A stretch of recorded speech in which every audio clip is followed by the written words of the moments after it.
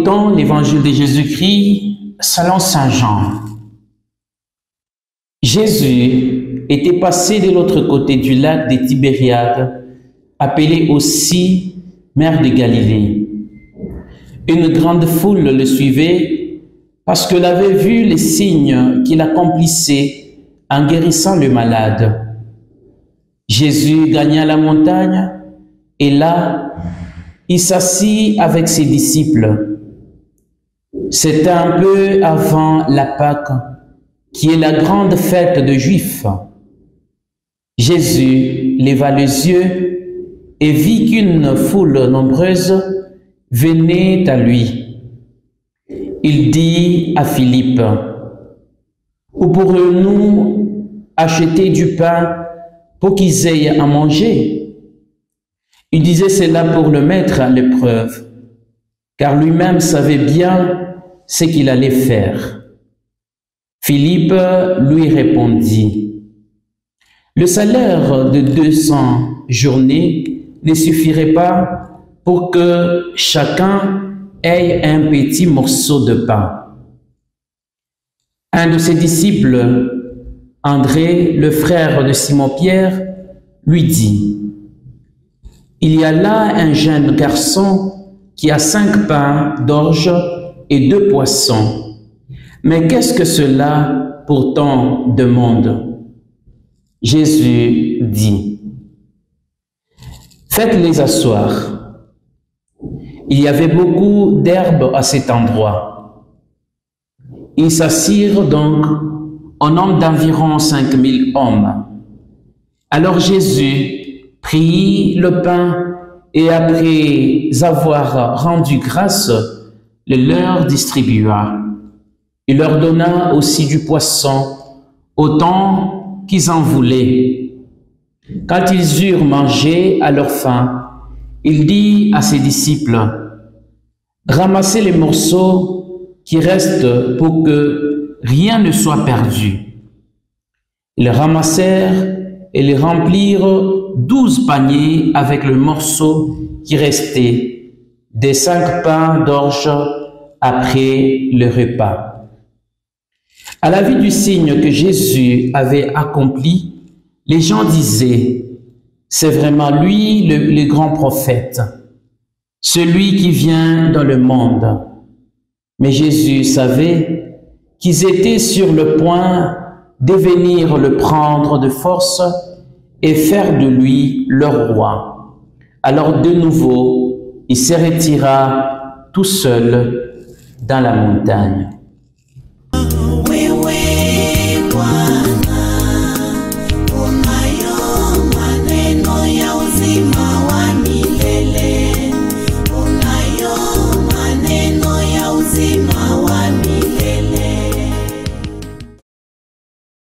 Frères et sœurs, nous célébrons le 17e dimanche du temps ordinaire de l'année liturgique B. Alors, frères et sœurs, en ce dimanche, remercions tout d'abord le Seigneur pour tout ce qu'il nous a donné en bénédiction, en miracle et en parole de vie qui est l'Évangile. N'allons à contre-voie de celui qui nous entraîne. Prenons quelques minutes et avec beaucoup de conscience et d'amour, remettons le Seigneur dans nos cœurs, dans nos esprits, à travers le récit de la multiplication de pain. Pour rappel, frères et sœurs, Jésus invite les apôtres au repos après le retour de mission. Il les a conduits à l'écart dans un endroit désert, de l'autre côté du lac des Tibériades, où il multiplie 5 pains et 2 poissons. Frères et sœurs, cet évangile que nous écoutons aujourd'hui en ce dimanche a plusieurs points que nous pouvons citer.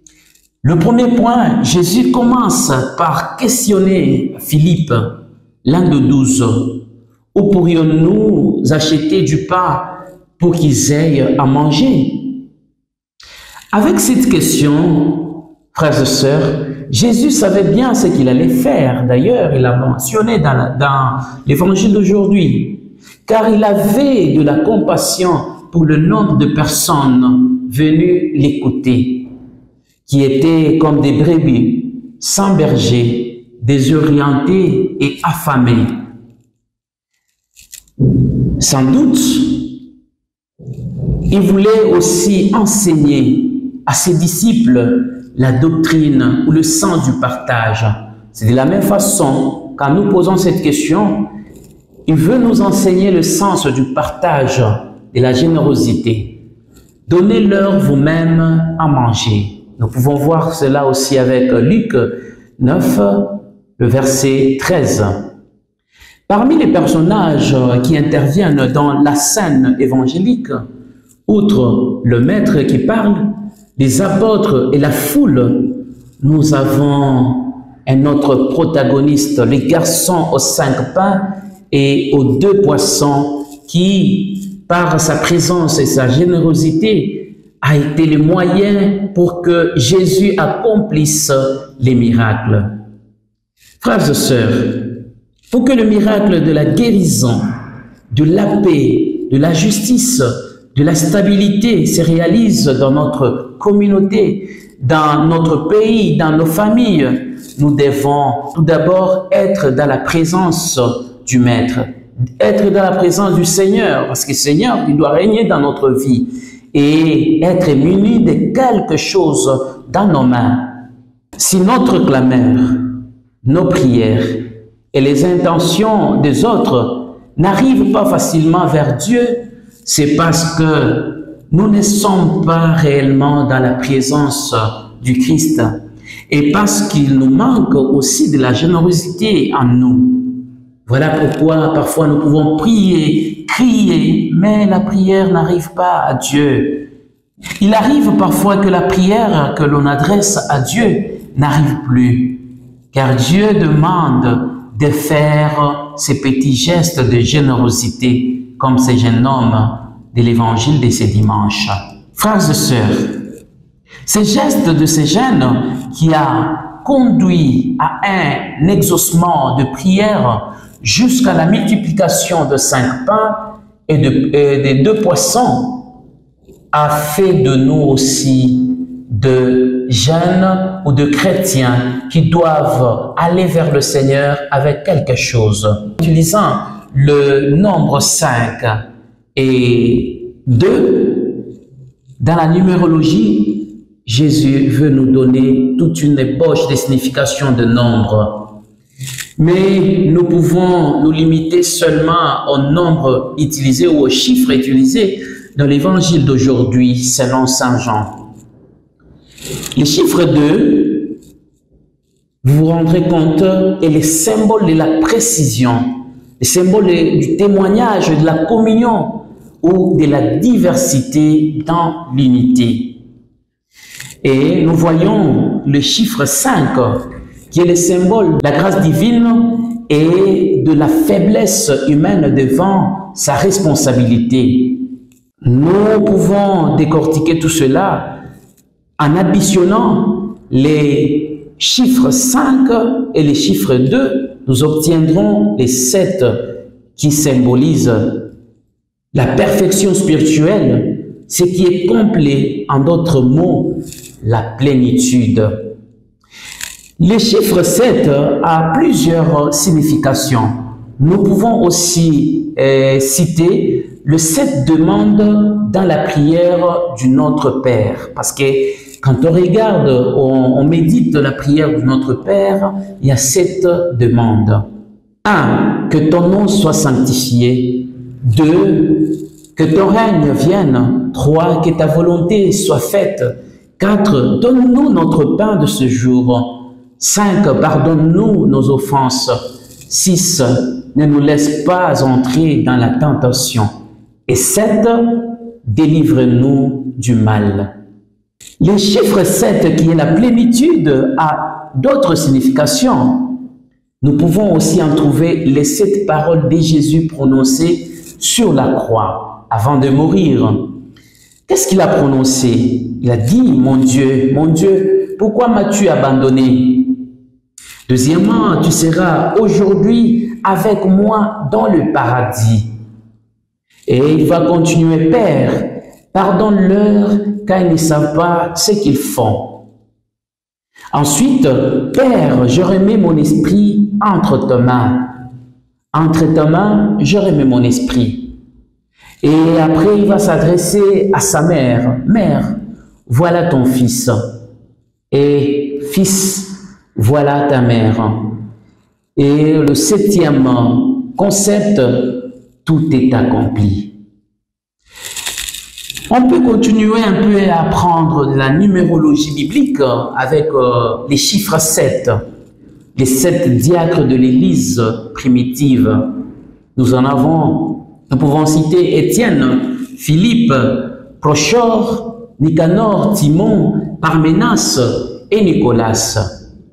Parlant des exemples, frères et sœurs, du chiffre 7, nous citons encore en dernier lieu, parce qu'il y en a d'autres, les 7 appellations de l'Esprit Saint. Esprit de l'Éternel, esprit de sagesse, esprit d'intelligence, esprit de conseil, esprit de force, esprit de connaissance, esprit de crainte de Dieu. Frères et sœurs, les 5 pains et les 2 poissons étaient considérés comme la nourriture de pauvres ou des orphelins. On peut se poser pourquoi on a retrouvé les 5 pains et les 2 poissons chez le jeune homme. C'est parce que recevait chaque semaine les orphelins qui n'avaient personne pour s'occuper d'eux. Et les 5 pains et les 2 poissons, c'était ce que leur donnait la banque alimentaire pour vivre pendant une semaine. Et en ce moment-là, on peut se rendre compte que ces jeunes, pour sa participation au miracle de Jésus, il a donné à Jésus pratiquement tout ce qu'il avait pour vivre. Alors, nous avançons avec quoi auprès du Seigneur, vers le Seigneur. Donnons tout ce que nous avons, de ce qui est important, et lui va multiplier aussi ses bénédictions à nous. Prions, frères et sœurs, pour que nous puissions reconnaître les bénédictions et les miracles que le Seigneur multiplie dans nos vies et que nous le reconnaissions aussi comme le sel dans notre vie qui peut nous donner ce dont nous avons vraiment besoin. Restez toujours fidèles à sa parole et bon dimanche à tous.